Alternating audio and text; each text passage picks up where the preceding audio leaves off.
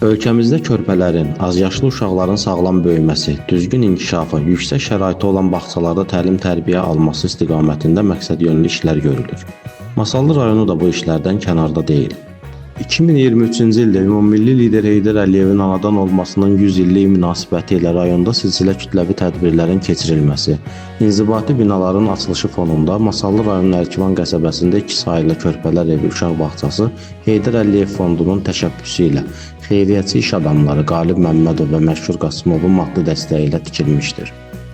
Sözügedən uşaq bağçası açılışından 2 il sonra Ulu Öndərin növbəti doğum günündə balaca fidanların ixtiyarına verilib.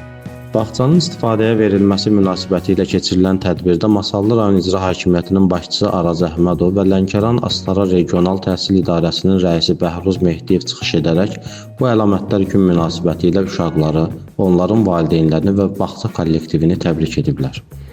Sonra milli geyimdə olan uşaqlar şeirlər söyləyib, rəqslər nümayiş etdiriblər.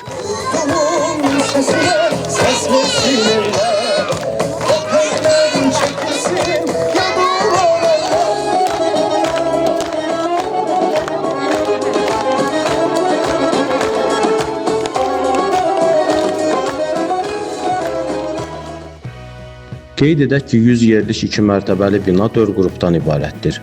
Yeməkxana, yataq, oyun otaqları, musiqi və idman zalları olan bağça hər cür avadanlıqla təchiz olunur.